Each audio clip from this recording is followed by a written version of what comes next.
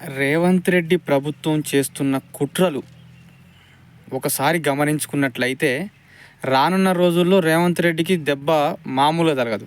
మరి ఇది రేవంత్ రెడ్డి గారికి తెలుస్తుందా తెలవట్లేదా మాకు తెలియని పరిస్థితి.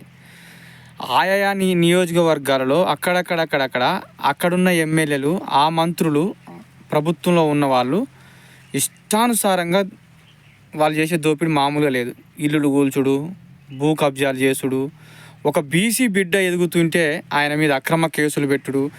ఇది సీఎం దగ్గర ఉన్నదో లేదో నాకు తెలియదు, కానీ అయ్యా ముఖ్యమంత్రి గారు రానున్న రోజుల్లో మీకు చాలా పెద్ద దెబ్బ తగిలే అవకాశం ఉంది. అది రాజకీయంగా, వ్యక్తిగతంగా ఇవన్నీ మన శత్రువులం కాదు, పక్క ఊరోళ్ళం కాదు, పక్క గెట్టోళ్ళం కాదు, ఇదేం కాదు, ఓన్లీ రాజకీయంగానే.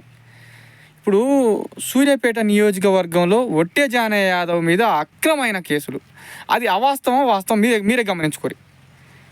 ఆ చిన్న పిల్లగాడు అసలు నేనే ఇంతవరకు చూడలేని, ఆ చిన్న పిల్లగాడు ఎన్నో చదువుతుండు, ఎంబీబీఎస్ అయిపోయింది, ఇంకా పిల్లగాడు ఏదో ట్రైనింగ్లో ఎక్కడనో ఉంటుండు. గాయనని కూడా అరెస్ట్ చేయడం ఎంతవరకు ఏంది? ఇది పద్ధతేనా? ఆ పిల్లగానికి అసలు ఆ బిజినెస్లు పెద్దగా ఆయన తలదీర్చింది కూడా లేదు. ఆయన అకౌంట్లో ఏమైనా డబ్బులు పడుతున్నాయా? ఆయన ఎందుకు అరెస్ట్ చేస్తారు? సరే, పెద్ద ఆయన అరెస్ట్ చేసినంటే ఆ డబ్బులు ఏమైనా ఆయన దాంట్లో పడ్డాయా? మరి అలా సతీమైన అరెస్ట్ చేసినంటే ఆ డబ్బులు ఆమె అకౌంట్లో పడ్డాయా? వట్టిజానయ్య గారు ఏంటంటే మిల్లు మేనేజ్మెంట్ మొత్తం చూసుకుంటున్నా, ఇది పక్కా పెడదాం. సరే, ఆయన అవినీతి అసలు చేయలేదు, నేను చెప్తున్నా కదా. ఎందుకంటే ఆయన లెక్క చూపించే టైం ఉన్నది, ఆ టైం వరకు లెక్క చూపిస్తాడు. మరి ఇది ఏమన్యాయం? ఒక బీసీ బిడ్డ ఎదుగుతుంటే కనీసం ఒక్క కాడ ఓర్చుకోలేని వాళ్ళు మీరేం రాజకీయం చేస్తారు? నాకు అర్థం కాని పరిస్థితి. ఇది కరెక్టేనా? మరి మొన్న ఎన్ని మిల్లుల మీద మీరు స్ట్రైక్ చేసిర్రు, మరి అవన్నీ మిల్లులు నడుస్తున్నాయా? ఇదొక్క మిల్లే నడవట్లేదా? ఇతను ఒక్కరి మీదే పట్టుకోవాలని చూస్తున్నారా? ఇది ఏంది? ఇది మా బీసీలో మరీ దారుణం. ఇది అసలు రాష్ట్రం మొత్తం చూస్తుంది, పక్క రాష్ట్రాలు చూస్తున్నాయి. ఏదన్నా గింతంత మేము ఏదైనా చేస్తే కథం, వాడు ఆడున్నా తీసుకురావాలి, లోపటేయాలి, అక్రమంగా బొచ్చడి కేసులు పెట్టాలి, ఆగమాగం చేయాలి, మళ్ళీ వాడు రాజకీయంలోకి రావద్దు. ఇది ఏమన్నా పద్ధతేనా? మీరు ఎంత శాతం ఉన్నారు? మరి మీరేనా మొత్తం? మీ శాతం తగ్గట్టే మీరు ఉండాలి. అది రాజకీయం కానీ, ప్రతి రంగంలో ఎక్కడైనా కానీ. మీ జనాభా శాతం ఎంత? మీరు ఎక్కడ? మేము ఒక సభ పెట్టుకుంటేనే మీరు ఓరవలేకపోతురు. మేము ఏదైనా మాకు ఇచ్చిన పదవి ఇస్తే కూడా మీరు ఓరవలేకపోతురు. అనుడు మీరే, మళ్ళీ వాళ్ళకు గన్మెన్లు ఇచ్చుడు మీరే. వాళ్ళే అంటారు, వాళ్ళే మా మీద రాళ్ళ దాడి చేస్తారు, మళ్ళీ వాళ్ళకి గన్మెన్ మీరే ఇస్తారు. ఇంకా కూడా అగ్రకులాలకే మరి పదవులు ఇచ్చుకుంటూ పోతున్నారు. మరి ఎస్సీ ఎస్టీ బీసీలు ఎటుపోతున్నారు? వీళ్ళు జనాభా శాతం ఎక్కువ, మీ జనాభా శాతం తక్కువ, మరి ఎక్కడ వీళ్ళకి అవకాశం కల్పిస్తారు? ఇట్లా అనేక దుక్కుల నల్లగొండల జిల్లా అధ్యక్షుడు ఇస్తే గాయన మీద, ఇంకా బీసీ బిడ్డ మీద, ఇక్కడ ఒట్టే జానయ్య మీద. ఈ ఒట్టే జానయ్య పాపం ఏం తప్పు చేసిండే? ఆయన ఎంతో కష్టపడి ఎంతో కొద్దిగా రాజకీయంగా ఎదుగుతున్నాడు, చూస్తూనే ఉన్నాం రోజువారీగా ఆయన తిరిగే విధానం. గాయన మీద మీరు ఎందుకు ఇంత రాజకీయ కక్ష చేస్తున్నారు?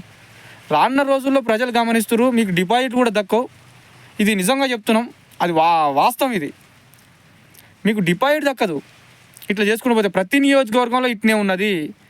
ఎక్కడెక్కడో ఆయన చచ్చిపోయిండు, ప్రైవేటు స్థలంలో ఏదో ఆయన విగ్రహం పెట్టుకుంటారు ప్రైవేట్ స్థలంలో, అది గవర్నమెంట్ స్థలం కాదట. మరి ఆ విగ్రహాన్ని కూడా కూలగొడితే ఎట్లా? ఇది పద్ధతేనా? సీఎం రేవంత్ రెడ్డి దగ్గర ఇవన్నీ ఉన్నాయా? అసలు ఈ విషయాలన్నీ తెలుస్తున్నాయా? లేకుంటే మీకు కింద వాళ్ళంతా ఇట్లా చేసుకుంటూ పోతే మీకు రేపు రానున్న రోజుల్లో దెబ్బ కట్టేయగలుగుతుంది. మీరు కూడా ఓడిపోయే పరిస్థితులు ఉంటాయి. ఎందుకంటే ప్రతి నియోజకవర్గంలో ఇదే నడుస్తున్నది. మీ పార్టీ ఉనికి లేకుండా పోతుంది ఈ రాష్ట్రంలో. డిపాజిట్లు దక్కవు. మీరు మరి మీ హైకమాండ్కి ఏం చెప్పుకుంటారో రానున్న రోజుల్లో. కానీ చాలా పెద్ద ఇది దెబ్బ, చాలా మామూలు దెబ్బ కాదు. ఇప్పుడు ఖమ్మంలో గట్టిన చేస్తురా, నిన్న మొన్న గీడాన్నో చేస్తురా, మళ్ళీ నల్లగొండలో ఏమన్నా చేస్తురా, ఇట్లా ప్రతి దుక్కులో నడుస్తున్నది. ఇది ఒట్టజానే మీద జరుగుతున్న దాడి మాత్రం చాలా తప్పు. తక్షణమే విరమించుకొని వాళ్ళ మీద అక్రమమైన కేసులు ఎత్తివేయాలని చెప్పి డిమాండ్ చేస్తున్నాం. లేని ఎడల ఇక మేము రాజకీయంగానే ఎదుర్కొంటాం, ఏం చేయలేని పరిస్థితి. ఎందుకంటే మీకు అధికారం ఉన్నది, అన్ని యంత్రాలు మీ దగ్గరనే ఉన్నాయి, వ్యవస్థలు మీ దగ్గరనే ఉన్నాయి, శక్తి మీ దగ్గరనే ఉంది.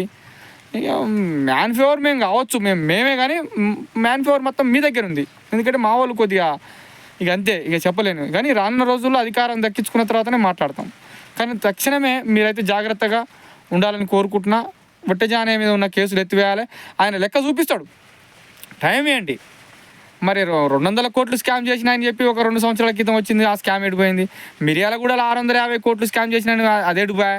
ఎంతోమంది ఎన్నో వేల కోట్ల స్కాములు ఉన్నాయి, మరి వాళ్ళందరేరి? మరి ఈయన చేసిన స్కామ్ లేదు, బస్తాలన్నీ అలానే ఉన్నాయి.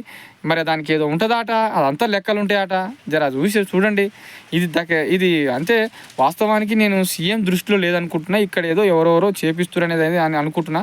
మరి రాజకీయంగా ఇది కరెక్ట్ కాని పద్ధతి అని చెప్పి కూడా ఈ సందర్భంగా నేను తెలియజేస్తున్నా.